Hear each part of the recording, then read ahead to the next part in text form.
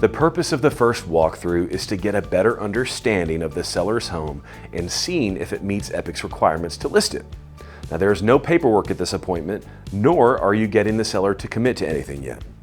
Before your appointment, follow these steps. Step 1. Listen to the call the listing agent had with the seller and follow-up boss. This ensures that you're on the same page as the listing agent and you will know any important details that the seller may share.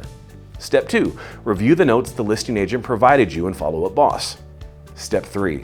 Look up the comps in the neighborhood so you have a general idea of pricing before going in.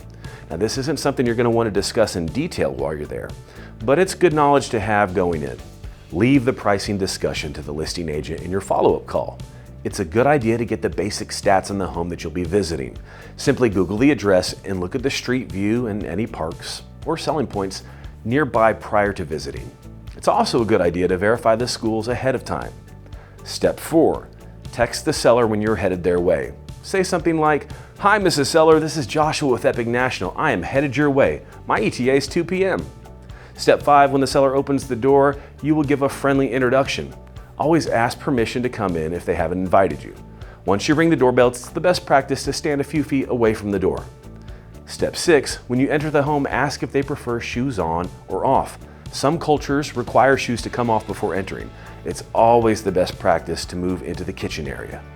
Step 7. Explain the purpose of your visit. Say something like, "So the purpose of today's appointment is just to do a quick walkthrough of your home so that we have a better idea of its condition and if it meets our client's needs."